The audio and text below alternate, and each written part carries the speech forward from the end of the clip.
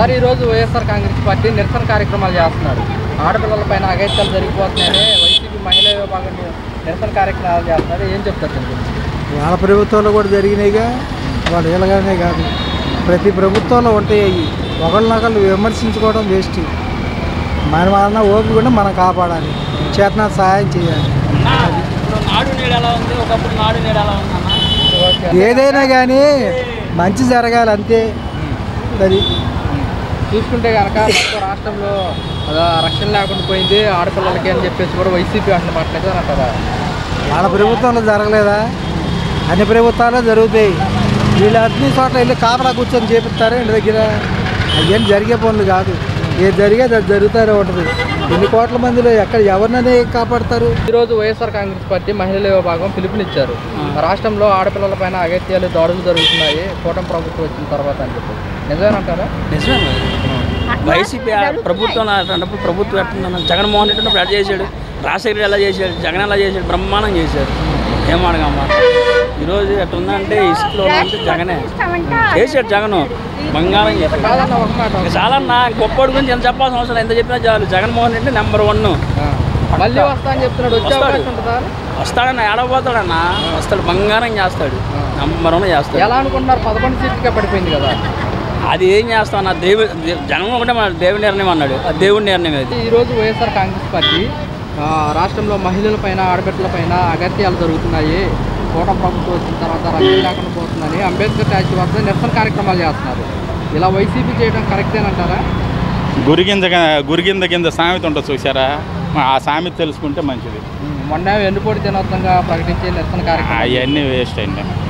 జగనన్న ప్రభుత్వంలో అసలు పరిపాలన మీద దృష్టి పెట్టాల, పోలీసు వ్యవస్థలంతా ఉపయోగించుకొని పరిపాలన చేశారు ఎక్కడికక్కడ.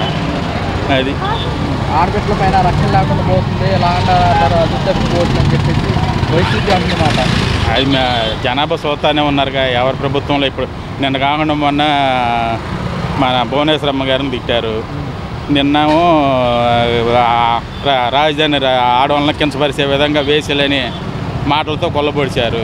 వాళ్ళ మనోభావాలు ఎంత దెబ్బతింటే వాళ్ళ భర్తలు ఎంత బాధపడుతుంటారు, అన్నదమ్ములు కానీ ఆడపడుచులు అన్నపడుచులు కానీ పిల్లలు ఎంత బాధపడుతుంటారు. అలాగ అనవచ్చా చెప్పండి?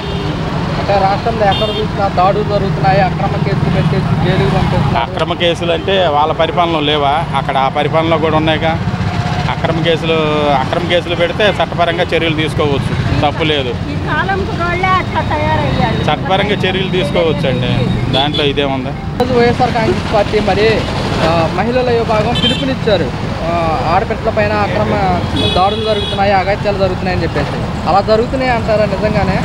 జరుగునా ఫస్ట్ తాగిపోతే అది అయిపోయారు. ప్రతి ఒక్కడు కూడా తాగడం, ఆడపిల్లల్ని రేపు చేయటం, పెళ్లి కాని పిల్లలు, చదువుకునే పిల్లలు తీసుకెళ్ళిపోతే ఏ ప్రభుత్వం వస్తే ఏంటి వాళ్ళకి తల్లిదండ్రులకి ఎన్ని బాధలు ఉంటాయి? ఆ పిల్లలు అలా చేస్తే వాళ్ళకి రేపు మళ్ళీ మ్యారేజీలు అవుతాయా? వాళ్ళు ఏమో కోట్లకి కట్నం ఇవ్వలేని వాళ్ళు ఉన్నారు. ఏదో అబ్బాయి దొరికితే చాలని అడుగు తినేవాడికైనా ఇచ్చేస్తున్నారు. ఆ అడుగు తినేవాడు కూడా విమర్శిస్తూ ఉంటే ఎవరికి సమాధానం చెబుతాం? అసలు కూటమి ప్రభుత్వం అంటే ఏంటి? 4 పార్టీలు కలుపుకొని చేస్తున్నారా? అర్థం కాకుండాను 4 పార్టీలు కలిసి కూటమి ప్రభుత్వం. ఆ కూటమి ప్రభుత్వం అన్నారు, అది కూడా 4 కలిసినా కూడా అన్నిటికీ కరువే. రేషన్ మొత్తం ఇంటి అవసరాలకి నిత్య అవసరాలు సామాన్లు మొత్తం ఇస్తున్నారు. ఏమిస్తున్నారు? 5 కిలోల బియ్యం మనిషికి 6 కేజీ పంచుతారు, డబ్బులు తీసుకుంటారా? బియ్యం ఫ్రీగా ఇస్తారు, గొడ్డు కూడా తింటారు. గతంలో ఎలా ఉండేదంటారు? పథకాలు అయితే బాగానే ఉన్నాయి గురుగారు, అన్నీ బాగానే జరుగుతున్నాయి.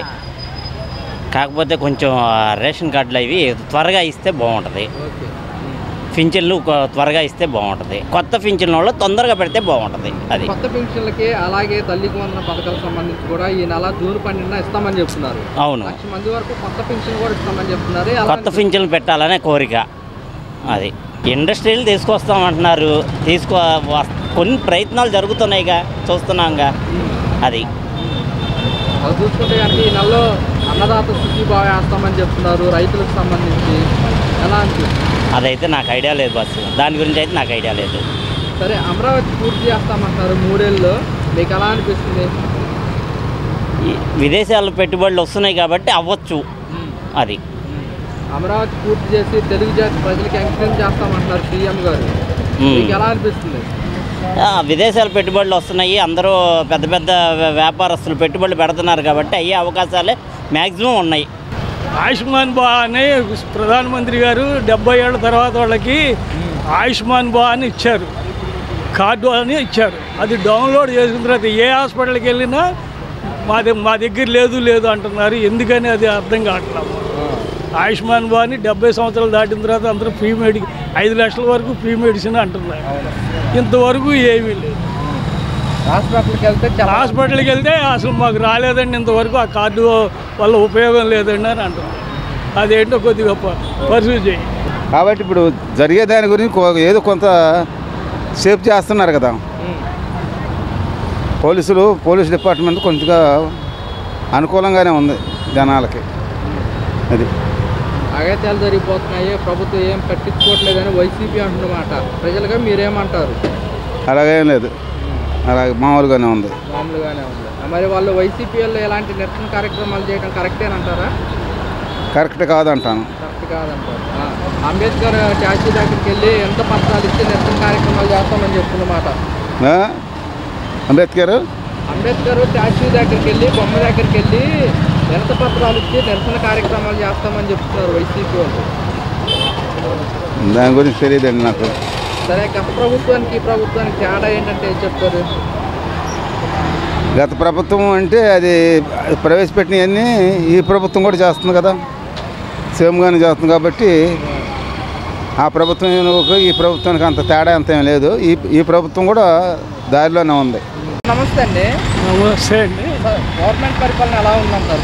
దాని గురించి అంత ఇదిగా నాకు అవగాహన లేదండి. చెప్పండి. ఇప్పుడు మరి గతంలో చూసుకుంటే పథకాలు వచ్చినాయి అంటున్నారు. పదహాలు కొన్ని ఇస్తున్నాడు, కొన్ని ఇవ్వట్లేదు. అన్నీ ఫ్రూట్ఫుల్ చేయట్లేదు కదా. వృద్ధా పెన్షన్లు అన్నారు, ఇంతవరకు ఇవ్వట్లేదు కదా. అప్పుడు తినియే కానీ ఇంతవరకు ఇవ్వట్లేదుగా వృద్ధాప్య పింఛన్లు.